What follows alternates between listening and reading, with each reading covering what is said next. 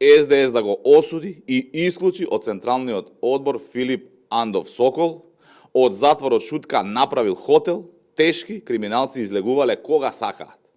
Филип Андов Сокол, кој е член на Централниот одбор на СДС на Венко Филипче, поранешен советник на Заев и директор на Ковачевски, е доказ дека во СДС ништо не е сменето, туку на функции се криминалци. Филип Андов Сокол, како директор на затворот Шутка, овозможил криминалци кои се во притвор за сериозни кривични дела да го напуштаат затворот и по 8 до 10 часа на ден.